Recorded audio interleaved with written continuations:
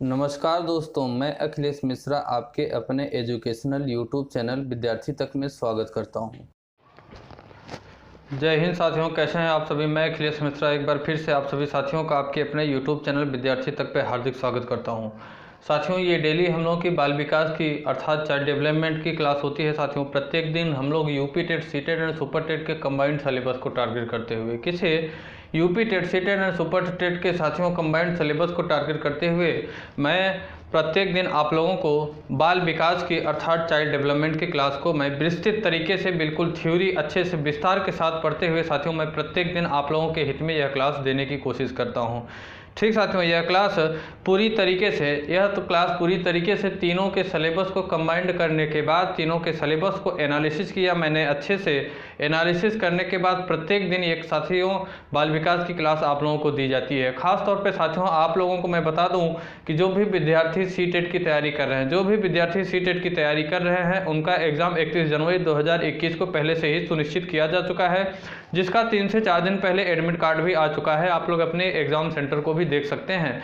आप सभी लोग पूरी तत्परता के साथ लग जाइए। इस बार आप लोगों की जो शिक्षक पात्रता परीक्षा है, वो परीक्षा आप लोगों की बिल्कुल हर हाल में निकल जानी चाहिए। ठीक साथियों, हर हाल में निकल जाना चाहिए, क्योंकि कोई भी चांस हम लोगों को किसी भी तरीके से बिल्कुल छोड़ना नहीं चाहिए। बाकी आपके कंटेंट में किसी भी प्रकार की कोई शिकायत नहीं आ पाएंगे। जो भी विद्यार्थी हमारी प्रत्येक क्लासों को शुरू से लेकर लास्ट तक देखे हैं, मैं पूरे दावे और गारंटी के साथ कह सकता हूं साथियों कि एक भी क्वेश्चन अगर आपके एग्जाम में हमारे पढ़ाए हुए से अगर बाहर आ जाएगा तो आप जो कहेंगे सो। कंटेंट में किसी भी प्रकार की कोई भी कमी नहीं की गई है। जितना डीपली हो सकता है, जितना विस्तार के साथ हो सकता है, उतना डीपली आप लोगों को चीज़ें पढ़ाई जा रही हैं। बस क्लासेस साथियों आप लोग शुरू से लेकर लास्ट तक देखा करिए। दूसरी चीज़ मैं जानकारी के लिए आपको बता दूं कि आपके अपने ही यूट्यूब चैनल विद्यार्थी तक पे यूपी टेट, सी टेट और सुपर टेट के लिए ही साथियों आप लोगों को दोपहर में 2 से 3 बजे के नियर अबाउट एक क्लास आप लोगों को हिंदी की भी दी जाती है। तीसरी क्लास साथियों शाम को 7 से 8 बजे के नियर अबाउट आप लोगों को सामाजिक विज्ञान का पाठ है। 3 दिन हिस्ट्री, 3 दिन ज्योग्राफी क्लासें चलाई जा रही हैं। इस समय साथियों कुछ समस्या के कारण आप लोगों की क्लासें रेगुलर वे में आप लोगों को नहीं मिल पा रही हैं। हालांकि दी जा रही है क्लासें, लेकिन रेगुलर नहीं दी जा रही है। वो क्लासें भी आप लोगों को बहुत जल्द ही साथियों प्रोवाइड की जाएगी। ठीक, तो इस वजह से आप लोग क्लासों को, जो भी क्लासें दी जा रही हैं, एक क्लास आप लोगों को बाल विकास की सुबह 10 बजे के नियर अबाउट और दूसरी क्लास आप लोगों को दोपहर में 2 से 3 बजे के आसपास हिंदी की प्रत्येक दिन दी जाती है। सीधे इन तीनों के सिलेबस को टारगेट करते हुए, यूपी टेट, सी टेट और सुपर टेट के तीनों के सिलेबस को टारगेट करते हुए साथियों आप लोगों को विस्तार से क्लासें दी जा रही हैं। तो साथियों आइए हम लोग अपने टॉपिक पे चलते हैं। तो बाल विकास की बात करें, इन दोनों का सिलेबस, अगर बाल विकास और हिंदी की बात करें तो दोनों का सिलेबस 90% से ज़्यादा समाप्त हो चुका है। दोनों का सिलेबस 90% से ज़्यादा समाप्त हो चुका है। आप लोग इन क्लासों को अच्छे से देख सकते हैं। विस्तार के साथ थ्योरी पढ़ाई गई है आपके एग्ज़ाम को टारगेट करते हुए। तो साथियों हम बाल विकास की चर्चा कर रहे हैं। तो बाल विकास में साथियों हम लोग अपने 10वें चैप्टर को पढ़े हैं, जिसका नाम है आकलन मूल्यांकन तथा सतत एवं व्यापक मूल्यांकन नामक चैप्टर है। साथियों ये 10वां चैप्टर, इसे हम लोगों ने बिल्कुल अच्छे से विस्तार के साथ थ्योरी को पढ़ लिया है। इसमें साथियों आज की एक क्लास और बाकी है। आज जैसे ही ये क्लास हम लोग कर लेंगे, वैसे ही ये साथियों हम लोगों का चैप्टर भी समाप्त होगा। और इसके बाद जैसा कि हम लोग चले आए हैं कि प्रत्येक चैप्टर जो समाप्त होता है उसके जस्ट बाद हम लोग पार्टिकुलर चैप्टर से रिलेटेड, पार्टिकुलर अध्याय से रिलेटेड प्रीवियस ईयर एग्जाम में जो भी क्वेश्चन आए हुए हैं, चाहे वो यूपी टेट का एग्जाम हो, चाहे सी टेट का एग्जाम हो, चाहे अदर किसी स्टेट का एग्जाम हो साथियों, अदर किसी स्टेट के टेट का एग्जाम हो, उन सभी क्वेश्चनों को मैं पार्टिकुलर चैप्टर से रिलेटेड जो क्वेश्चन होते हैं उनका मैं कलेक्शन करता हूं। कलेक्शन करने के बाद 10, 15, 20, 25 क्वेश्चनों की प्रैक्टिस में यहाँ पे आप लोगों को पार्टिकुलर चैप्टर से ही रिलेटेड करवाता हूं। तो जैसे ही आज एक क्लास हम लोगों की समाप्त होगी, कल हम लोग इसी साथियों चैप्टर से रिलेटेड क्वेश्चन करेंगे, कुल 10-25 क्वेश्चन। ठीक, तो आज के साथियों आकलन मूल्यांकन एवं व्यापक एवं सतत मूल्यांकन से संबंधित जो हम लोगों का अध्याय है, 10वां चैप्टर का नाम है साथियों आकलन मूल्यांकन तथा सतत एवं व्यापक मूल्यांकन जो चैप्टर है। इसमें साथियों आज का हम लोगों का जो टॉपिक होगा वो टॉपिक है सतत एवं व्यापक मूल्यांकन का स्वरूप क्या होना चाहिए। सतत एवं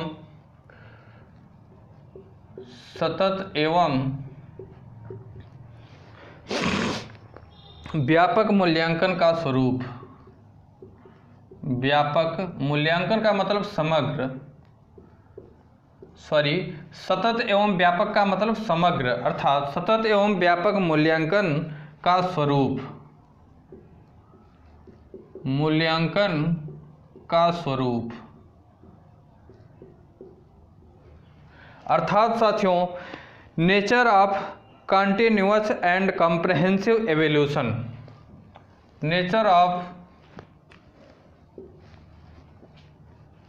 nature of continuous and comprehensive evolution, अर्थात सतत एवं व्यापक समग्र मूल्यांकन का स्वरूप क्या होना चाहिए। ठीक साथियों, ये हम लोगों का टॉपिक होगा। तो साथियों जो सतत एवं व्यापक मूल्यांकन के स्वरूप की हम बात करें तो कुछ स्वरूपों को पॉइंट वाइज पॉइंट बताया गया है। ठीक साथियों, कुछ स्वरूपों को पॉइंट वाइज पॉइंट बताया गया है, उसे हम लोग जानने की कोशिश करेंगे। तो साथियों इसके स्वरूप को पहले पॉइंट के आधार पर कहा गया कि सतत और व्यापक मूल्यांकन जो होता है वह विद्यार्थियों का स्कूल आधारित मूल्यांकन है। सतत एवं व्यापक मूल्यांकन जो होता है यह विद्यार्थियों का स्कूल आधारित मूल्यांकन है, यह विद्यार्थियों का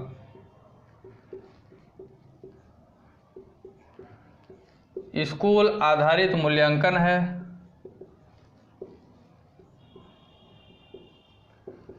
स्कूल आधारित मूल्यांकन है, यह विद्यार्थियों के स्कूल आधारित मूल्यांकन है जिसमें विद्यार्थी के सभी पक्षों को, जिसमें विद्यार्थी के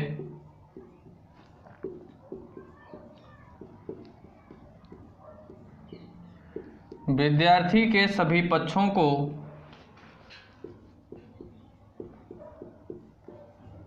शामिल किया जाता है, सभी पक्षों को शामिल किया जाता है।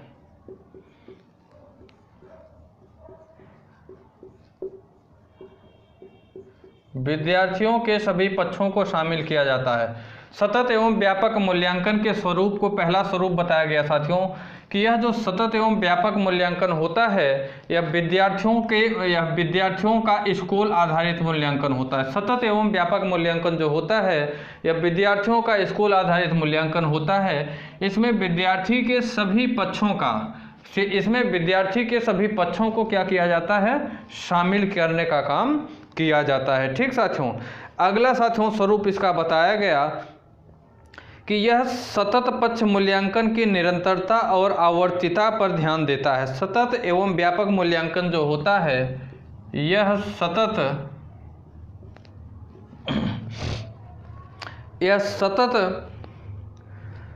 पक्ष मूल्यांकन की निरंतरता, सतत पक्ष मूल्यांकन की निरंतरता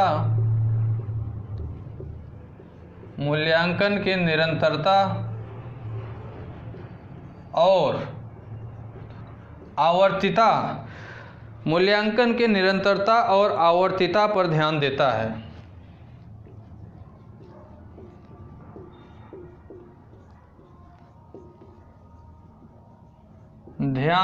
है।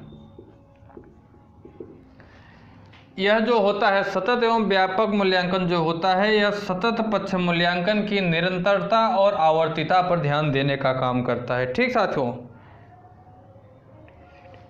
आवर्तिता का मतलब होता है साथियों, आवर्तिता का मतलब होता है पीरियोडोसिटी,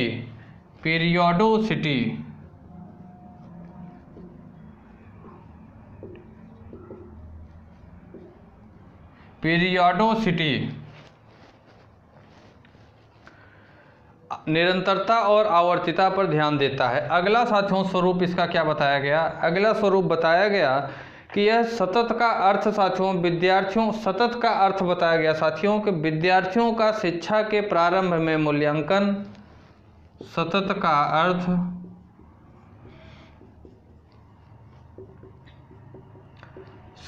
का अर्थ बताया गया साथियों कि विद्यार्थियों का शिक्षा के प्रारंभ में विद्यार्थियों का शिक्षा के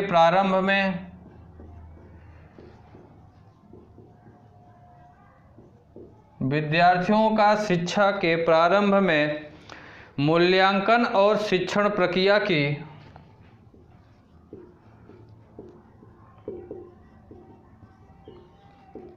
मूल्यांकन और शिक्षण प्रक्रिया की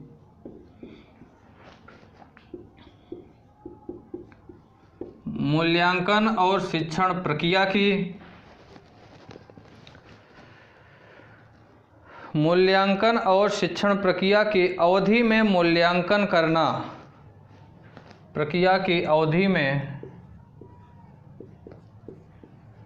मूल्यांकन करना, मूल्यांकन करने का मतलब हुआ था संरचनात्मक मूल्यांकन, संरचनात्मक मूल्यांकन, संरचनात्मक। अच्छा, प्रक्रिया की अवधि में मूल्यांकन करना कौन सी? शिक्षण प्रक्रिया की अवधि में मूल्यांकन करना तथा अनौपचारिक रूप से बहुविधि, अनौपचारिक रूप से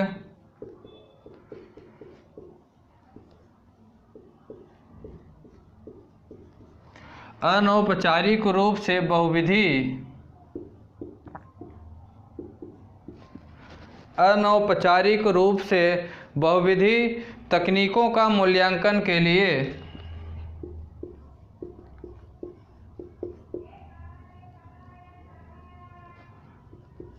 तकनीकों का मूल्यांकन के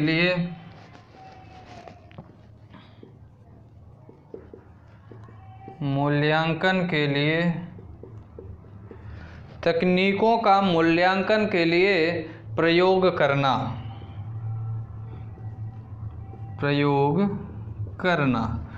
कहा गया साथियों, सतत का अर्थ क्या बताया गया? सतत का अर्थ बताया गया साथियों कि विद्यार्थी का शिक्षा के प्रारंभ में मूल्यांकन, विद्यार्थी का शिक्षा के प्रारंभ में मूल्यांकन और शिक्षण प्रक्रिया की अवधि में मूल्यांकन करना। शिक्षा के प्रारंभ में मूल्यांकन और शिक्षण प्रक्रिया, जब वो शिक्षा प्राप्त कर रहा है उस अवधि में मूल्यांकन करना, अर्थात संरचनात्मक मूल्यांकन इसे कहा जाएगा। साथ ही साथ औपचारिक रूप से बहुविधि तकनीकों का मूल्यांकन करना ही सतत अर्थ कहलाता है, सतत का अर्थ कहलाता है। अगली साथियों मूल्यांकन का स्वरूप बताया गया कि आवर्तिता के प्रत्यय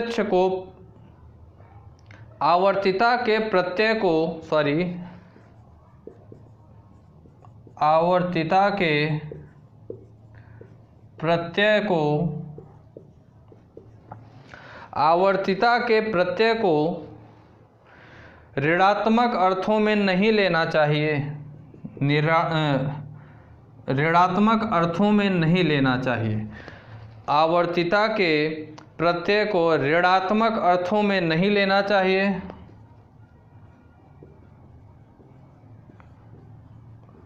ऋणात्मक अर्थों में नहीं लेना चाहिए।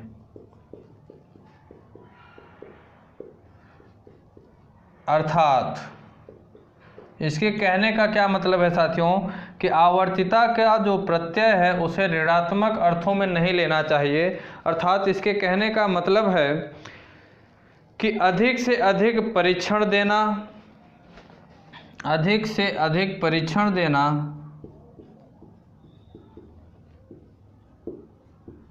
अधिक से अधिक परीक्षण देना, अधिक से अधिक परीक्षण देना, यह किसी भी प्रकार से विद्यार्थियों और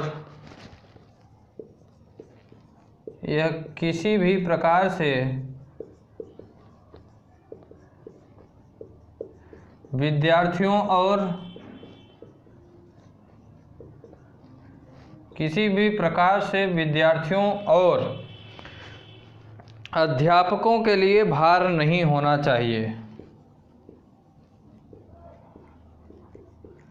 अध्यापकों के लिए भार नहीं होना चाहिए।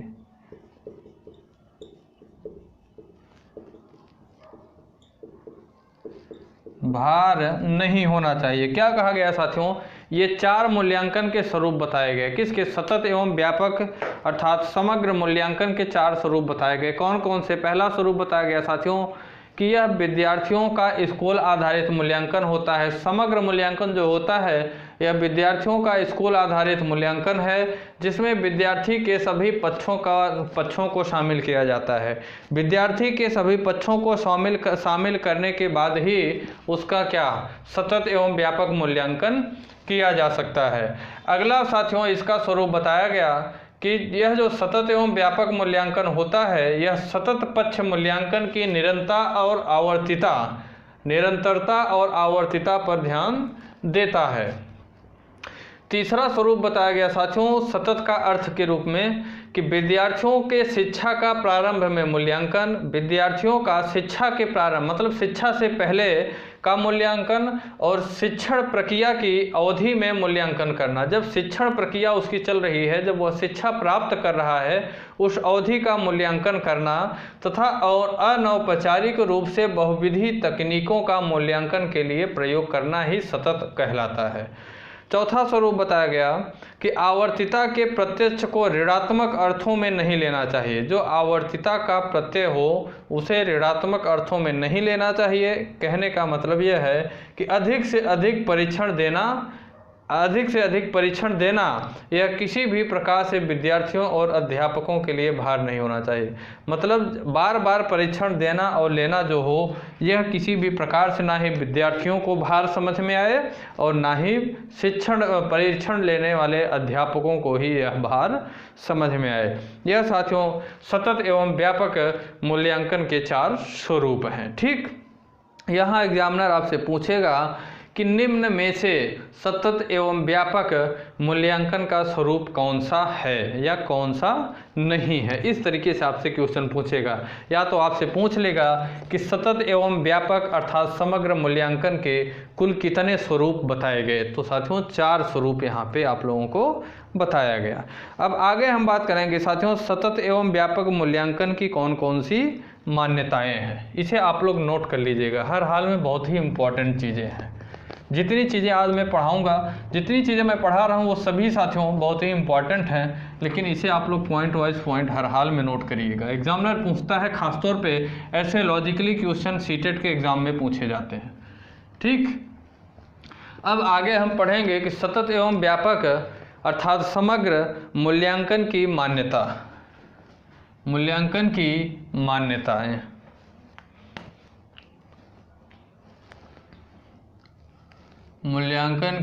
मान्यताएं कौन कौन सी हैं। सतत एवं व्यापक अर्थात समग्र मूल्यांकन की कौन कौन सी मान्यताएं हैं। तो साथियों इसके भी 4 मान्यताएं बताई गई। पहली मान्यता बताई गई, इसे हम लोग पढ़ेंगे, आप लोग इसे नोट कर लीजिएगा। ठीक, हर हाल में नोट करिएगा। पहली मान्यता बताई गई कि सतत शब्द जो होता है यह व्यापक मूल्यांकन के निरंतरता को बनाए रखता है। सतत शब्द जो होता है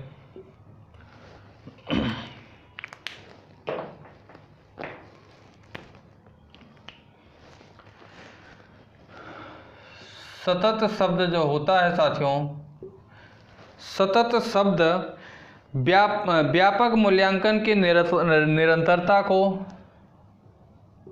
व्यापक मूल्यांकन की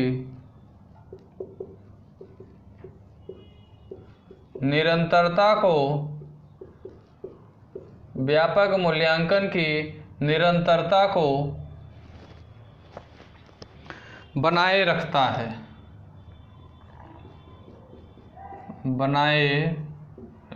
है। सतत शब्द जो होता है यह व्यापक मूल्यांकन की निरंतरता को बनाए रखता है। अगला साथियों अगली इसकी मान्यता है कि मूल्यांकन की प्रक्रिया एक निश्चित समय अवधि के अंतराल में होती है। मूल्यांकन की प्रक्रिया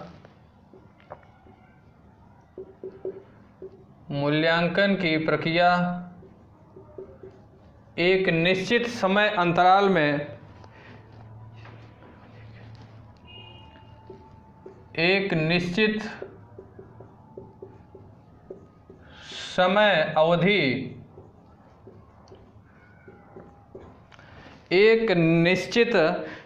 अवधि के अंतराल में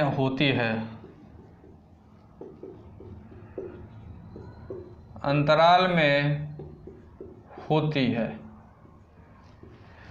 मूल्यांकन की प्रक्रिया जो होती है यह एक निश्चित समय अवधि के अंतराल में होती है। यह भी किसकी? सतत एवं व्यापक अर्थात समग्र मूल्यांकन की मान्यता है। अगली मान्यता जो बताई गई क्या है साथियों?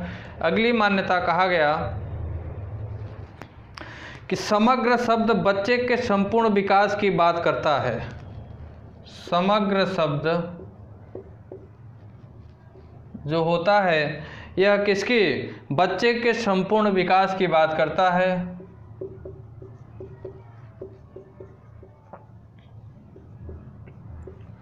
संपूर्ण विकास की बात करता है।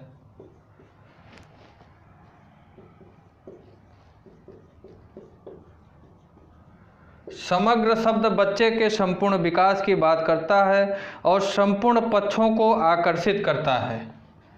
और संपूर्ण पक्षों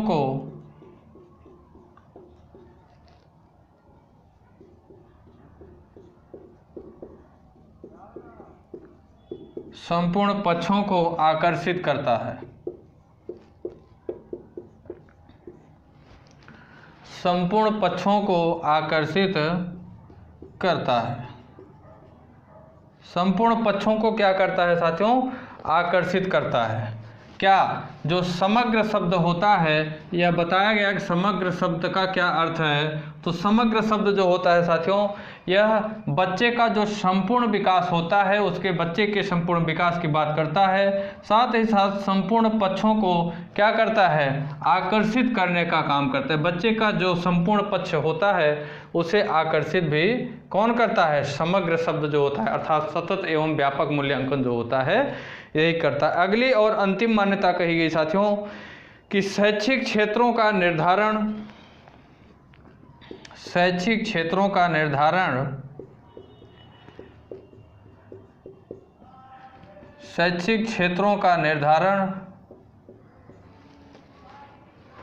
विभिन्न पद्धतियों का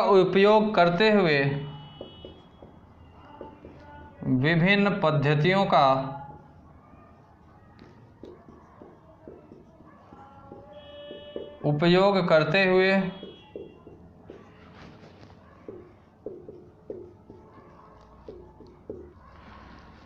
शैक्षिक क्षेत्रों का निर्धारण विभिन्न पद्धतियों का उपयोग करते हुए किया जाता है।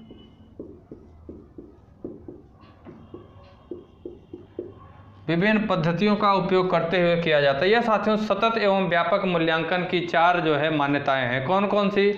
सतत शब्द जो होता है यह व्यापक मूल्यांकन की निरंतरता को बनाए रखता है। दूसरी बात कही गई साथियों कि मूल्यांकन की प्रक्रिया एक निश्चित समय अवधि के अंतराल में होती है। मूल्यांकन की जो प्रक्रिया होती है यह किस में? एक निश्चित समय अवधि के अंतराल में होती है। तीसरी बात कही गई साथियों जो समग्र शब्द होता है यह बच्चे के संपूर्ण विकास की बात करता है। दूसरी चीज बच्चे के संपूर्ण पक्षों को आकर्षित भी करता है। बच्चे के संपूर्ण पक्षों को क्या करता है? आकर्षित कौन करता है? सतत एवं व्यापक जो मूल्यांकन होता है यही। अगली और अंतिम साथियों मान्यता बताई गई कि शैक्षिक क्षेत्रों का जो निर्धारण होता है वह विभिन्न पद्धतियों का उपयोग करते हुए किया जाता है। विभिन्न जो पद्धति होती है शैक्षिक क्षेत्रों का जो निर्धारण बच्चे का किया जाता है और बच्चे की वह जो विभिन्न पद्धति होती हैं इस सब विभिन्न पद्धतियों का उपयोग करते हुए ही किसका? सतत एवं व्यापक मूल्यांकन के क्या किया जाता है? शैक्षिक क्षेत्रों का निर्धारण किया जाता है। ठीक साथियों, अगला बताया गया साथियों इसी में अगला टॉपिक होगा इसी अध्याय में, इसे आप लोग नोट कर लीजिएगा। आपसे पूछेगा कि सतत एवं व्यापक मूल्यांकन की कौन सी मान्यता है या निम्न में से कौन सी मान्यता है या निम्न में से कौन सी मान्यता नहीं है। अगला इसी में टॉपिक होगा साथियों कि सतत एवं व्यापक मूल्यांकन के कौन कौन से प्रकार होते हैं। सतत एवं व्यापक ब्रैकेट में समग्र भी लिख लीजिए। सतत एवं व्यापक मूल्यांकन के प्रकार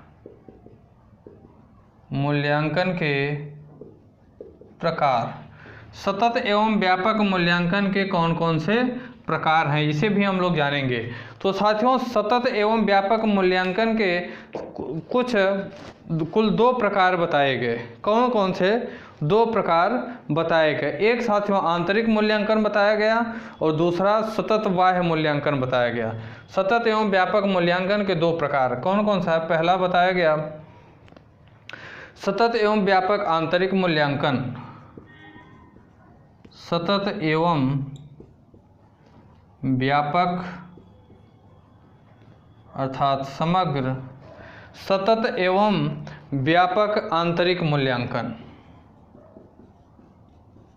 आंतरिक मूल्यांकन, आंतरिक मूल्यांकन, इसके अंतर्गत क्या है साथियों? हम लोग इसे भी जानेंगे। और दूसरा बताया गया सतत एवं व्यापक समग्र बाह्य मूल्यांकन। ठीक, तो सबसे पहले हम आंतरिक मूल्यांकन की बात करें तो साथियों, सतत एवं व्यापक आंतरिक मूल्यांकन का आधार क्या है? पढ़ने वाले शिक्षकों द्वारा ही विद्यार्थियों का सतत एवं व्यापक आंतरिक मूल्यांकन किया जा सकता है। बताया गया साथियों कि पढ़ाने वाले शिक्षकों द्वारा ही, जो शिक्षक विद्यार्थियों को, जिन विद्यार्थियों को पढ़ा रहे हैं, जो शिक्षक जिन विद्यार्थियों को पढ़ा रहे हैं, जैसे मैं अगर हूँ तो मैं अगर मोहन को पढ़ा रहा हूँ, राधा को पढ़ा रहा हूँ, कृष्णा को पढ़ा रहा हूँ, राकेश को पढ़ा रहा हूँ, तो यहाँ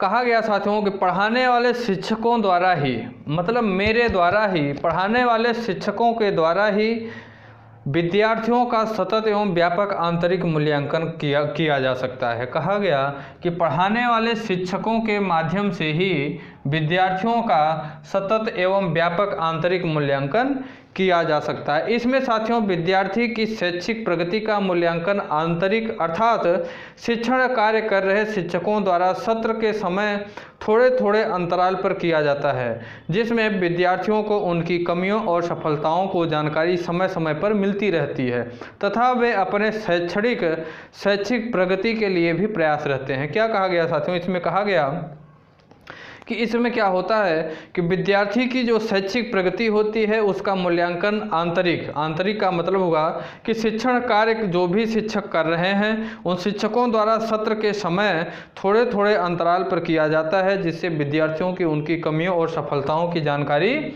समय समय पर शिक्षक को क्या होती है? मिलती रहती है तथा वे अपने शैक्षिक प्रगति के लिए भी प्रयास रहते हैं। सतत एवं व्यापक आंतरिक मूल्यांकन में वर्ष पर्यंत अवलोकन, साक्षात्कार तथा मनोवैज्ञानिक उपकरणों के साथ साथ औपचारिक परीक्षाएं भी होती रहती हैं। इसमें कहा गया कि जो सतत मूल्यांकन होता है साथियों, सतत एवं व्यापक जो आंतरिक मूल्यांकन होता है, इसमें वर्ष पर्यंत जो होता है, मतलब पूरे वर्ष में अवलोकन किया जाता है, साथ ही साथ साथियों साक्षात्कार भी किया जाता है और उसी के साथ साथियों मनोवैज्ञानिक उपकरणों के साथ साथ जो औपचारिक परीक्षाएं होती हैं वो भी होती रहती हैं। यह मूल्यांकन का संरचनात्मक प्रकार होता है। कहा गया कि मूल्यांकन का संरचनात्मक प्रकार क्या होता है? तो जो सतत और व्यापक समग्र आंतरिक मूल्यांकन होता है, यही कैसा होता है? मूल्यांकन का संरचनात्मक प्रकार कहा जाता है। संरचनात्मक प्रकार किसे कहा जाता है? यही जो साथियों आंतरिक मूल्यांकन होता है, इसी को संरचनात्मक प्रकार भी कहा जाता है। और अगर हम बात करें साथियों तो इसका उद्देश्य अगर बात करें तो विद्यार्थियों के निष्पत्ति एवं व्यक्तित्व में सुधार लाना होता है। इसका उद्देश्य होता है कि विद्यार्थियों को जो निष्पत्ति होती है उस विद्यार्थी की निष्पत्ति और निष्पत्ति के साथ साथ व्यक्तित्व में सुधार लाना ही क्या होता है? इसका उद्देश्य होता है। साथियों यह कक्षा शिक्षकों द्वारा समय समय पर किया जाता है। इसके अंतर्गत पृष्ठपोषण का मतलब फीडबैक, साथ ही साथ साथियों उपचारात्मक शिक्षण, परामर्श एवं निर्देशन द्वारा शिक्षण अधिगम प्रक्रिया में सुधार लाना तथा विद्यार्थियों की प्रगति का जो आकलन क्रिया होता है उसी को इसके अंतर्गत सम्मिलित किया जाता है। ठीक साथियों, ये होता है सतत एवं व्यापक आंतरिक मूल्यांकन। यहाँ पे आपको आउटलाइन में अगर दूँ, सामान्य तौर पे अगर मैं बताऊँ तो यहाँ पे आप ये मान के चलिए कि जो शिक्षक जो विद्यार्थी जिन शिक्षकों के द्वारा पढ़ाए जा रहे हैं, उन्हीं दोनों के बीच में जो आपसी संबंध होता है, आपसी जानकारी होती है, आपसी तालमेल जो होता है, जो एक दूसरे को जान सकते हैं। जैसे मैं अगर मोहन को पढ़ा रहा हूँ तो मोहन के बारे में लगभग मुझे सारी चीज़ें पता होना होगा कि वह कितना तीव्र बुद्धि का है या मंद बुद्धि का है या सामान्य एवरेज जो है माइंड का है, कितना कौन सी चीज़ों में उसकी रुचि है, उसकी किस क्षेत्र में ज़्यादा पकड़ है, किस क्षेत्र में ज़्यादा कमजोरी है, सारी चीज़ें हमें उसके अंतर्गत मतलब शिक्षण से संबंधित सारी चीज़ें और भी जो चीज़ें होंगी वो हमें पता रहेंगी और उसी के अनुसार मैं उसे क्या करूँगा, डायरेक्टरेट करता रहूँगा, निर्देशित करता रहूँगा। ठीक साथियों, ये चीज़ें कही गई। दूसरा बताया गया सतत एवं व्यापक बाह्य मूल्यांकन। इसमें बाहरी शिक्षकों की बात कही जाएगी। सतत एवं व्यापक अर्थात समग्र बाह्य मूल्यांकन,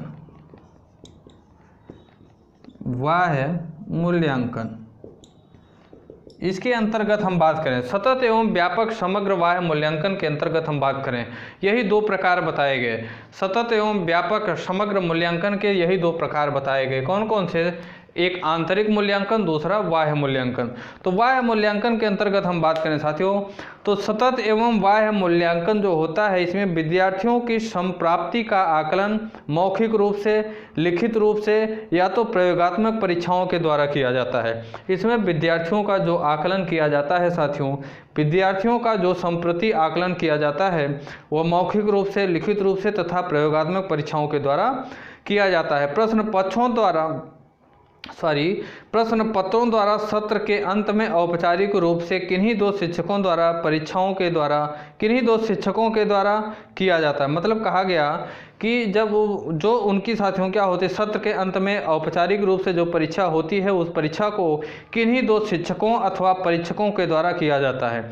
इसका उद्देश्य होता है, जो बाह्य मूल्यांकन होता है साथियों, इसका उद्देश्य होता है कि विद्यार्थी को कक्षा उन्नति करने, प्रमाण पत्र देने, रोजगार चयन एवं उच्च स्तरीय पाठ्यक्रम में प्रवेश कराना होता है। ये जो बाह्य मूल्यांकन किया जाता है, यह बाह्य मूल्यांकन साथियों जैसे उसकी उन्नति क्या है, उन्नति पत्र देना है, कोई प्रमाण पत्र देना है, साथ ही साथ किसी रोजगार में उसका चयन करना है, या तो उच्च स्तरीय पाठ्यक्रम में प्रवेश उसे दिलाना है, या तो इंटरव्यू संबंधी चीज़ें जो होती हैं, यही इसका क्या होता है, मुख्य उद्देश्य होता है। सतत एवं व्यापक मूल्यांकन में आंतरिक एवं बाह्य दोनों ही प्रकार के मूल्यांकन सम्मिलित हैं। संरचनात्मक एवं समेकित मूल्यांकन भी इसी का अन्य दूसरा रूप है। कौन सा?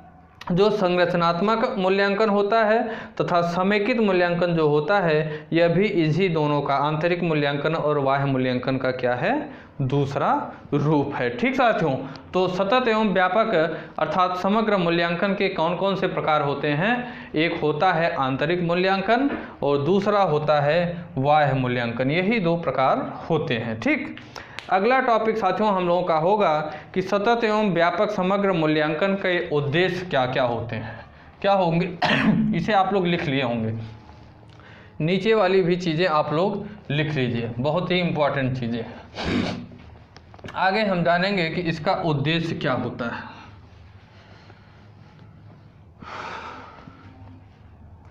सतत एवं व्यापक मूल्यांकन के उद्देश्य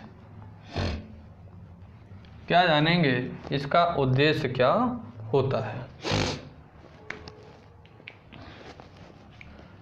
मूल्यांकन के उद्देश्य,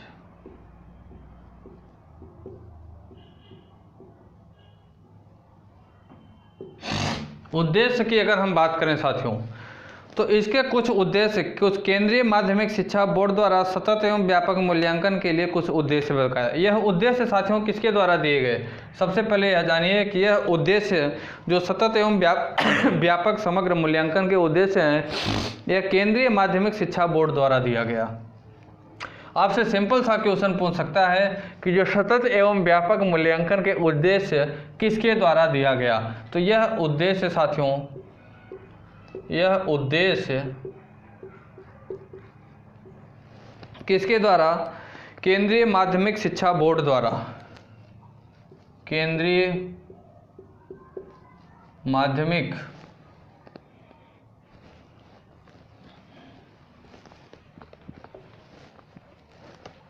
ये उद्देश्य केंद्रीय माध्यमिक, यह उद्देश्य साथियों केंद्रीय माध्यमिक शिक्षा बोर्ड द्वारा दिया गया। शिक्षा बोर्ड द्वारा दिया गया। शिक्षा बोर्ड द्वारा दिया गया। ये जो साथियों उद्देश्य दिए गए किसके द्वारा दिए गए? ये सभी उद्देश्य के केंद्रीय माध्यमिक शिक्षा बोर्ड द्वारा उद्देश्य दिए गए। कौन कौन से उद्देश्य हैं साथियों, इसे हम लोग जानेंगे। पहला उद्देश्य बताया गया साथियों कि ज्ञानात्मक, भावात्मक और कौशलात्मक कौशलों को विकसित करने में मदद करेगा। ये जो सतत एवं व्यापक मूल्यांकन होता है यह किसे विकसित करेगा? ज्ञानात्मक,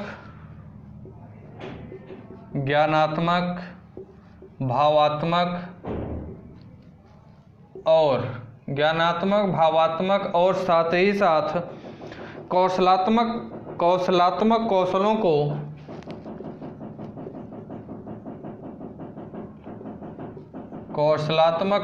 को विकसित करने में मदद करेगा। विकसित करने में मदद करेगा। ये जो उद्देश्य होंगे साथियों यह ज्ञानात्मक, भावनात्मक और कौशलात्मक कौशलों को विकसित करने में मदद करेगा। अगला उद्देश्य बताया गया साथियों, दूसरा उद्देश्य तर्क प्रक्रिया पर ज़्यादा से ज़्यादा बल देना। तर्क प्रक्रिया पर ज़्यादा से ज़्यादा बल देना।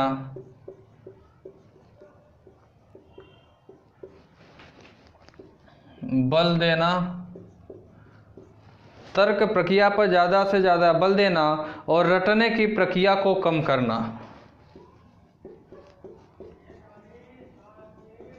रटने की प्रक्रिया को कम करना। इसका यह भी उद्देश्य होगा। तीसरा उद्देश्य बताया गया साथियों शिक्षण अधिगम प्रक्रिया में मूल्यांकन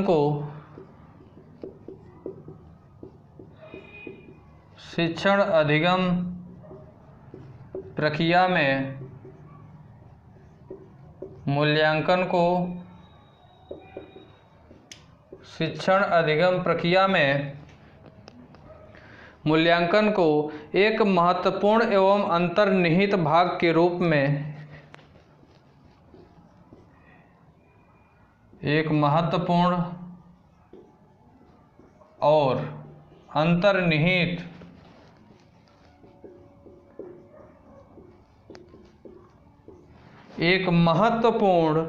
और अंतर्निहित भाग के रूप में समझना। भाग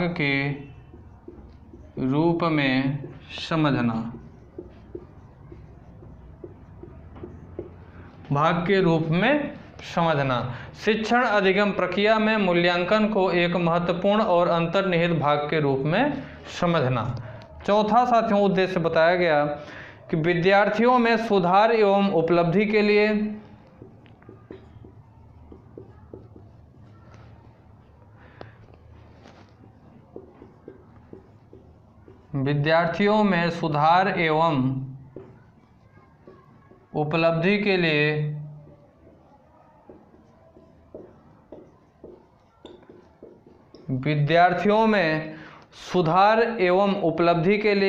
मूल्यांकन किया जाना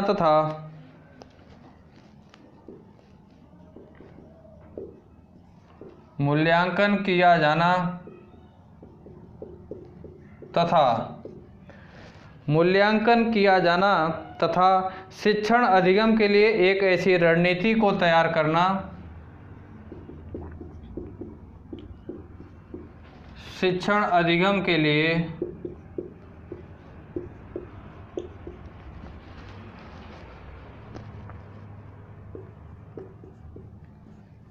एक ऐसी रणनीति को तैयार करना, इसे आप लोग नोट कर लिए होंगे, सभी चीज़ें नोट कर लीजिए, इम्पोर्टेंट चीज़ें हैं साथियों, क्योंकि ये लॉजिकल चीज़ें हैं। जब आप इसे पढ़ेंगे बार बार तभी समझ में आएगी, इतना आसान एक बार के पढ़ने में नहीं है कि आ जाएगी। विद्यार्थी में सुधार एवं उपलब्धि के लिए मूल्यांकन किया जाना तथा शिक्षण अधिगम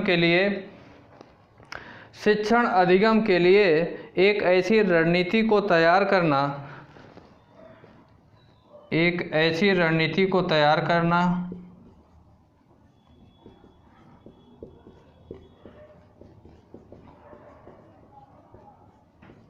एक ऐसी रणनीति को तैयार करना जिसके आधार पर सही अनुदेशन किया जा सके, जिसके आधार पर सही अनुदेशन किया जा सके,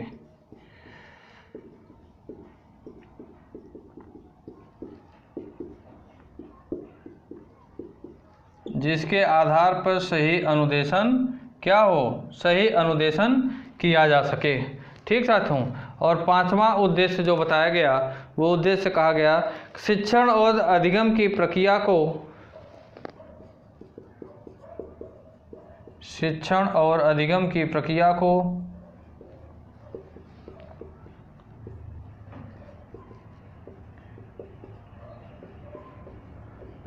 शिक्षण और अधिगम की प्रक्रिया को अधिगमकर्ता की गतिविधि की प्रधानता,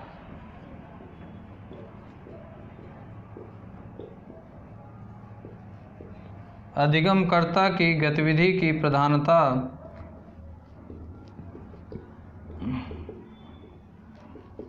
अधिगमकर्ता की गतिविधि की प्रधानता के आधार पर बनाना चाहिए।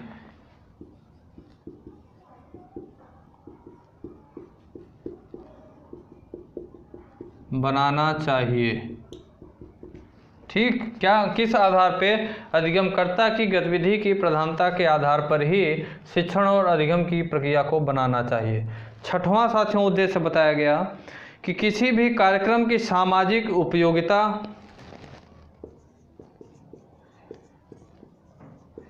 किसी भी कार्यक्रम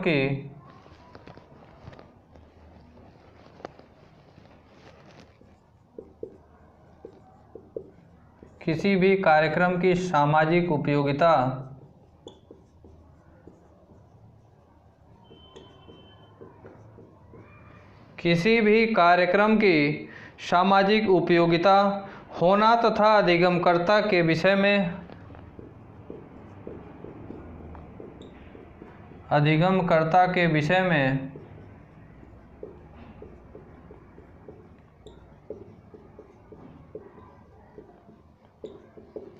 किसके विषय में? अधिगमकर्ता के विषय में यह सुनिश्चित किया जाना कि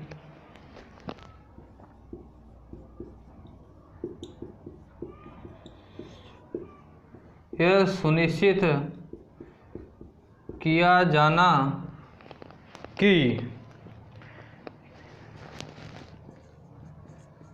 सुनिश्चित किया जाना कि सीखने की प्रक्रिया और पर्यावरण का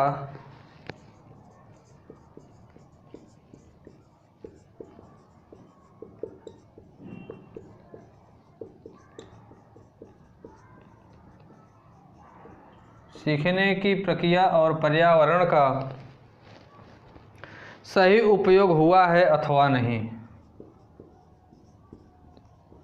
सही उपयोग हुआ है अथवा नहीं। क्या कहा गया साथियों? ये छठवां उद्देश्य कहा गया किसी भी कार्यक्रम की सामाजिक उपयोगिता होना तथा अधिगमकर्ता के विषय में यह सुनिश्चित किया जाना कि सीखने की प्रक्रिया और पर्यावरण का सही उपयोग हुआ है या नहीं। सातवां साथियों उद्देश्य और अंतिम उद्देश्य कहा गया कि विद्यार्थियों के लगातार उच्च प्रदर्शन को बनाए रखने के लिए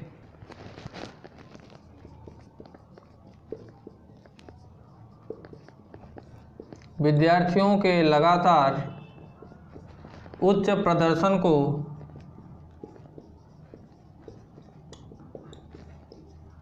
बनाए रखने के लिए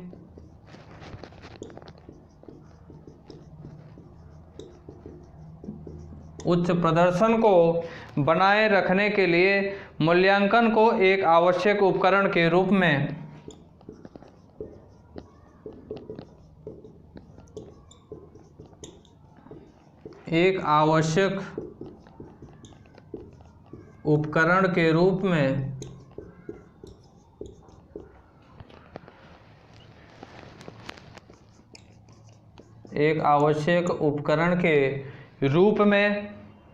प्रयुक्त करना। साथियों, ये 7 उद्देश्य बताए गए किसके?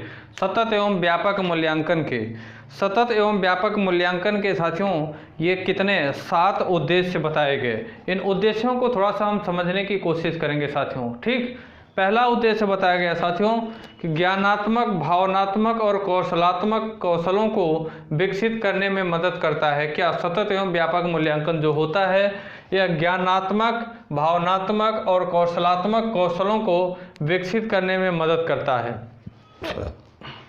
दूसरा उद्देश्य बताया गया साथियों कि यह जो सतत एवं व्यापक मूल्यांकन होता है यह तर्क प्रक्रिया पर ज़्यादा से ज़्यादा बल देना और रटने की प्रक्रिया को कम करना, इसका उद्देश्य होता है। सतत एवं व्यापक मूल्यांकन का उद्देश्य होता है साथियों कि तार्किक चीज़ें जो होती हैं इस पे ज़्यादा से ज़्यादा बल दिया जाए। तार्किक चीज़ें जो होती हैं साथियों इस पे ज़्यादा से ज़्यादा बल दिया जाए, साथ ही साथ जो रटने की प्रक्रिया होती है इसे कम किया जाए। मतलब लॉजिकली चीज़ें जो होती हैं इसे समझा जाए ज़्यादा से ज़्यादा, और जो रटने वाली चीज़ें हैं इसे क्या किया जाए? कम किया जाए।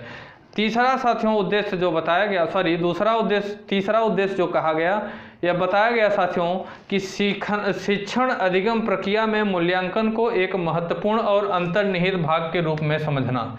शिक्षण अधिगम प्रक्रिया में मूल्यांकन को साथियों एक महत्वपूर्ण और अंतर्निहित भाग के रूप में समझना ही सतत एवं व्यापक मूल्यांकन का उद्देश्य है।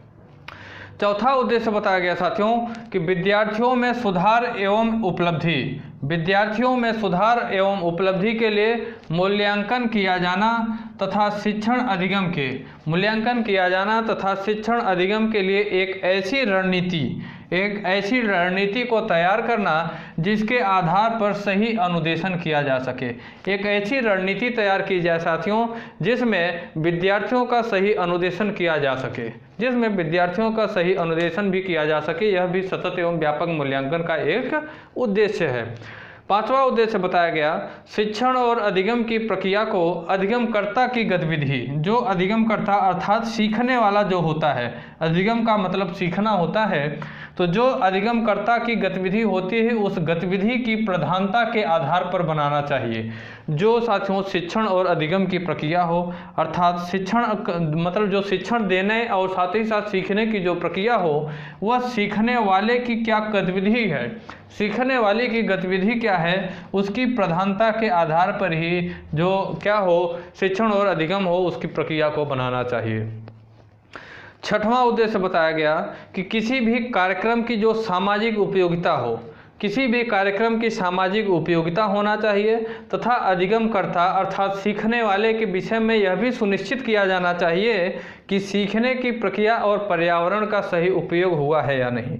सीखने की जो प्रक्रिया और पर्यावरण है उसका सही उपयोग किस में, सामाजिक उपयोगिता होना चाहिए। साथ ही साथ अधिगमकर्ता के विषय में एक ऐसा में यह सुनिश्चित भी किया जाना चाहिए कि जो सीखने की प्रक्रिया और पर्यावरण है वह सही उपयोग में उसका सही तरीके से उपयोग किया गया है अथवा नहीं किया गया है।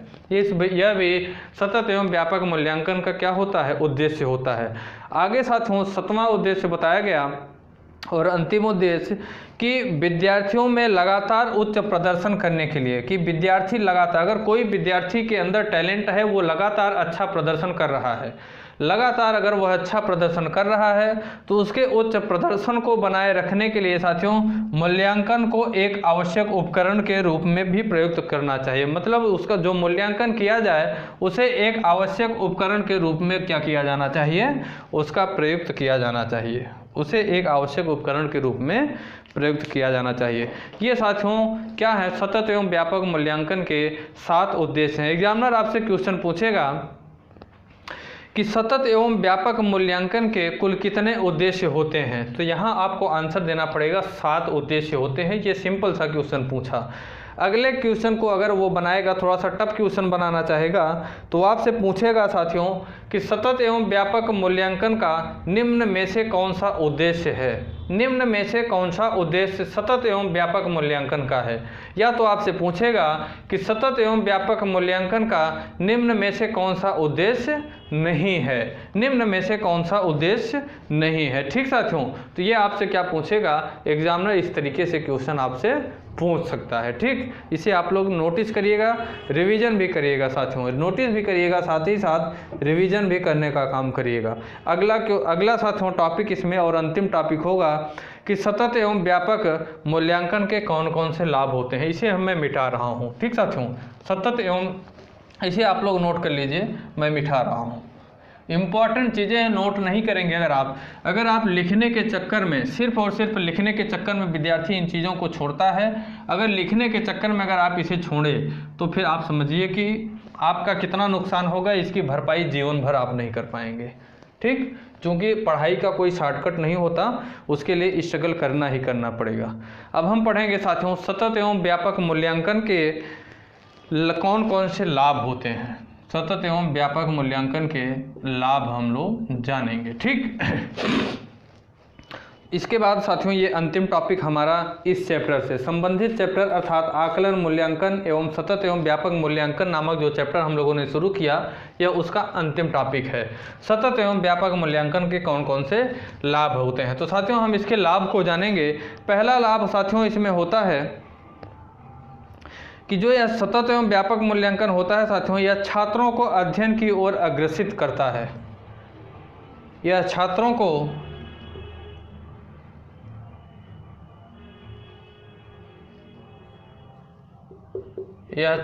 को अध्ययन की ओर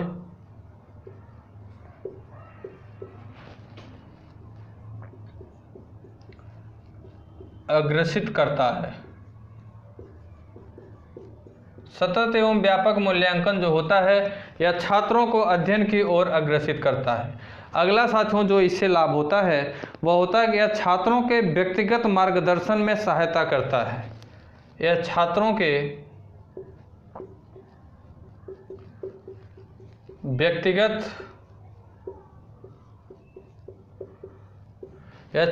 के साथियों व्यक्तिगत मार्गदर्शन में सहायता करता है।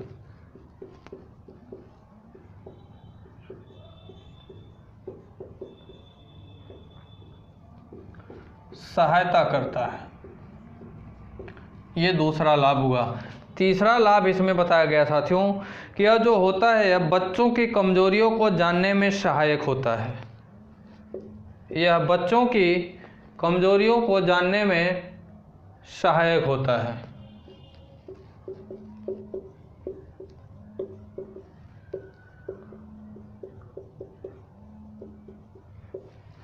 यह बच्चों की कमजोरियों को जानने में सहायक होता है। बच्चों की कमजोरियों को जानने में सहायक होता है। जानने में सहायक होता है। यह बच्चों की कमजोरियों को क्या होता है साथियों, यह बच्चों की कमजोरियों को जानने में सहायता प्रदान करता है। चौथा लाभ इसमें बताया गया साथियों कि यह बच्चों की प्रगति में भी सहायक होता है। यह बच्चों की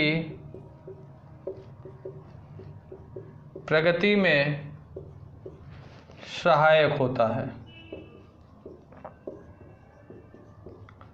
बच्चों की प्रगति में भी यह क्या होता है साथियों, सहायक होता है। और लाभ इसके हम जानेंगे साथियों। इसे आप लोग नोट करते रहिए, नीचे वाला पार्ट जो है, ठीक। नीचे वाला साथियों इसके उद्देश्य क्या क्या हैं, किसके सतत एवं व्यापक मूल्यांकन के उद्देश्य क्या क्या हैं, इसे आप लोग नोट करते रहिए। ऊपर भी जो विद्यार्थी नीचे का नोट कर चुके हैं वो ऊपर की चीज़ें भी नोट करिए, ठीक। अगला 5वां लाभ हम जानेंगे क्या है। यह साथियों जो मूल्यांकन से लाभ की बात करें तो यह शैक्षिक व व्यावसायिक मार्गदर्शन में सहायक है। यह शैक्षिक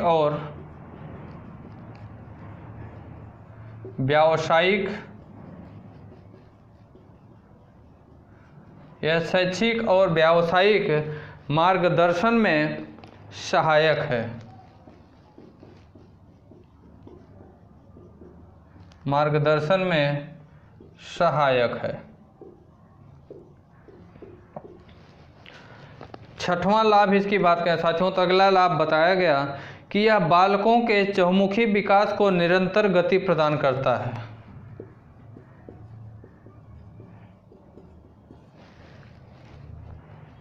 बालकों के चहुमुखी विकास में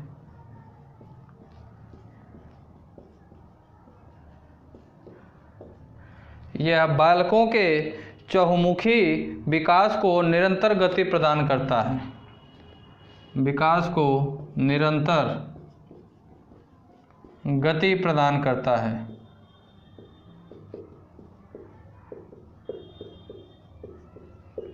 यह साथियों बालकों के चहुमुखी विकास को निरंतर गति प्रदान करता है। 7वां साथियों इसका लाभ अगर बात करें तो हुआ कि यह बालकों में अपेक्षित व्यवहार एवं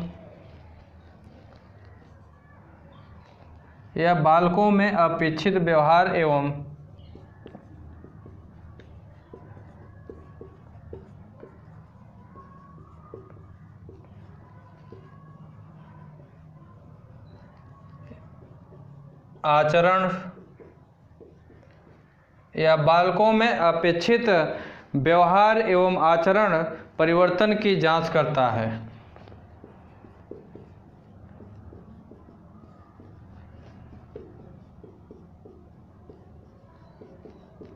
आचरण परिवर्तन की क्या करता है, जांच भी यही करता है। क्या, सतत एवं व्यापक मूल्यांकन जो होता है। अगला साथियों लाभ इससे बताया गया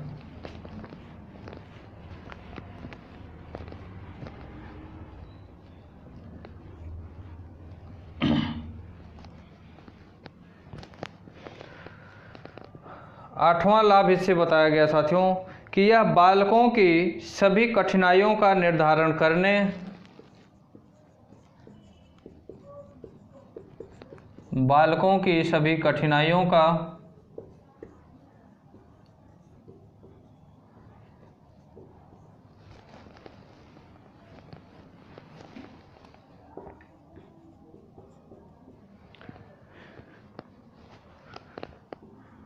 कठिनाइयों का निर्धारण करने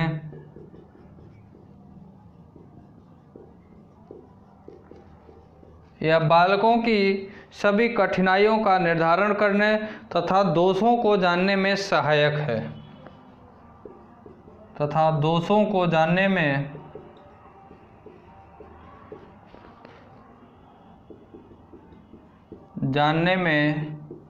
क्या है, सहायक है। दोषों को जानने में भी साथियों जो सतत एवं व्यापक मूल्यांकन होता है यह क्या होता है, सहायक होता है। 9वां और अंतिम लाभ इसमें बताया गया साथियों कि यह शिक्षण के उद्देश्यों की प्राप्ति में सहायक है। यह शिक्षण के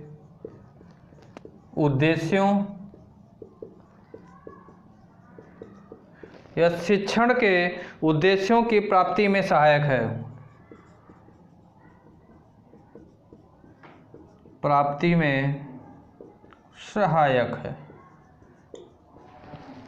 साथियों सतत एवं व्यापक समग्र मूल्यांकन के लगभग 9 लाभ बताए गए। टोटल कितने लाभ साथियों, 9 लाभ बताए गए। किसके, सतत एवं व्यापक मूल्यांकन के। कौन कौन से। पहला लाभ इससे बताया गया साथियों सतत एवं व्यापक अर्थात समग्र मूल्यांकन का पहला लाभ बताया गया कि यह साथियों छात्रों को अध्ययन की ओर अग्रसित करता है। यह छात्रों को किसकी ओर अध्ययन की सतत एवं व्यापक मूल्यांकन जो होता है यह छात्रों को अध्ययन की ओर क्या करता है, अग्रेसित करता है। दूसरा साथियों लाभ बताया गया कि सतत एवं व्यापक मूल्यांकन व्यक्तिगत मार्गदर्शन में सहायक होता है। व्यक्तिगत मार्गदर्शन में क्या होता है, सहायक होता है। तीसरा लाभ बताया गया साथियों कि यह बच्चों की कमजोरियों को जानने में भी सहायक होता है। इससे बच्चों की क्या कमजोरी है उसका भी पता लगाया जा सकता है। चौथा लाभ बताया गया साथियों कि यह बच्चों की प्रगति में भी सहायक होता है। सतत एवं व्यापक मूल्यांकन बच्चों की प्रगति में सहायक होता है। और अगला साथियों बताया गया कि सतत एवं व्यापक मूल्यांकन शैक्षिक और व्यावसायिक मार्गदर्शन में भी सहायक होता है। बच्चों का जो शैक्षिक मार्गदर्शन के साथ साथ व्यावसायिक मार्गदर्शन में भी सहायता प्रदान करता है। छठवां लाभ बताया गया साथियों कि यह बालकों का चहुमुखी विकास को निरंतर गति प्रदान करता है। सतत एवं व्यापक मूल्यांकन जो होता है यह बालकों की चहुमुखी विकास करता है, साथ ही साथ उसे निरंतर गति प्रदान करता रहता है। चहुमुखी विकास में निरंतर गति भी प्रदान करता है। सातवां साथियों लाभ इससे बताया गया कि बालकों में अपेक्षित व्यवहार एवं आचरण में परिवर्तन की जांच भी यही कराता है। सतत एवं व्यापक मूल्यांकन जो होता है या बालकों में का जो अपेक्षित व्यवहार है, साथ ही साथ उनके आचरण में किस प्रकार से परिवर्तन आ रहा है, इसकी भी जांच सतत एवं व्यापक मूल्यांकन के माध्यम से ही किया जाता है। अगला साथियों बताया गया सतत एवं व्यापक मूल्यांकन से बालकों की सभी कठिनाइयों का निर्धारण करने तथा दोषों को जानने में भी सहायता प्राप्त होती है। बालकों की सभी कठिनाइयों का निर्धारण करने तथा उनकी दोषों को जानने में भी क्या होती है साथियों, सहायता प्राप्त होती है। ठीक, नौवां साथियों लाभ बताया गया कि यह जो सतत एवं व्यापक मूल्यांकन होता है यह शिक्षण के जितने भी उद्देश्य होते हैं इन सभी उद्देश्यों की प्राप्ति के लिए भी सहायक होता है। शिक्षण के जितने भी उद्देश्य होते हैं इन सभी उद्देश्यों की प्राप्ति के लिए भी क्या होता है, यह काफ़ी सहायक होता है। यह साथियों हम लोगों का सतत एवं व्यापक मूल्यांकन के कौन कौन से लाभ हैं इसे हम लोगों ने अच्छे से जाना। ठीक साथियों, आज का यह साथियों हम लोगों का चैप्टर समाप्त हुआ, जो चैप्टर का नाम था आकलन मूल्यांकन एवं तथा सतत एवं व्यापक मूल्यांकन। आकलन मूल्यांकन तथा सतत एवं व्यापक मूल्यांकन नामक जो चैप्टर था उसे हम लोगों ने अच्छे से विस्तार के साथ पढ़ा। काफ़ी अच्छी थ्योरी साथियों क्लास आप लोगों की चल रही है, अच्छे से हम लोगों ने पढ़ा, इसे समाप्त किया। कल की क्लास में पार्टिकुलर इसी चैप्टर से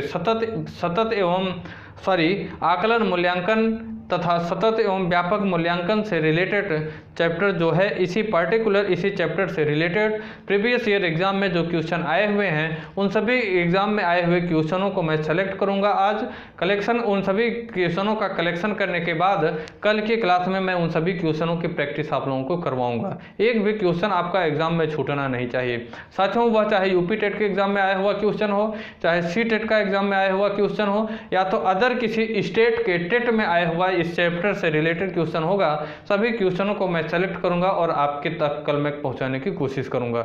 ठीक साथियों, क्लास कैसी लगी इसकी प्रतिक्रिया आप लोग कमेंट बॉक्स में कमेंट करके जरूर दीजिएगा। साथ ही साथ साथियों क्लास अगर अच्छी लगी है तो क्लास को लाइक करना बिल्कुल ना भूलिए। दूसरी बात यह है साथियों कि क्लासों को आप लोग ज़्यादा से ज़्यादा शेयर भी किया करिए। जो भी आपकी सोशल मीडिया पैट है, चाहे आप फेसबुक चलाएं, व्हाट्सअप चलाएं, इंस्टाग्राम चलाएं, टेलीग्राम चलाएं, प्रत्येक जगह आप लोग इन सभी क्लासों को शेयर किया करिए जिससे कि अन्य विद्यार्थियों तक ये क्लासें पहुँच सकें,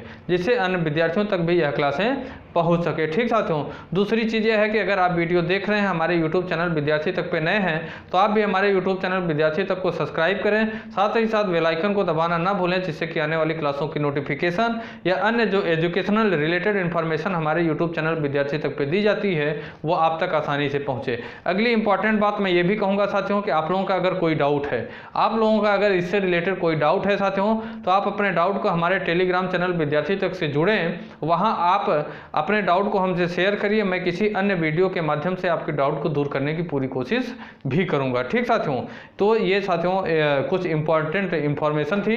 क्लासों को आप लोग शुरू से लेकर लास्ट तक देखा करिए, साथ ही साथ अपने हाथों से लिखी हुई स्वयं की नोट्स प्रिपेयर किया करिए जिससे कि आप लोगों को रिवीजन करने में भी काफ़ी मदद मिले। अगर आप लोगों का कोई सुझाव है तो आप हमारे कमेंट बॉक्स में आप अपने सुझाव को भी हमसे शेयर कर सकते हैं, उस पर भी विचार किया जा सकता है। ठीक साथियों, क्लास को फिर ओवर करते हैं, अभी हिंदी की क्लास आप लोगों की आएगी। ठीक साथियों, जय हिंद, जय भारत। दोस्तों, अगर आप हमारे YouTube चैनल विद्यार्थी तक पे नए हैं तो लाइक करें, सब्सक्राइब करें और बेल आइकन को दबाना ना भूलें। धन्यवाद।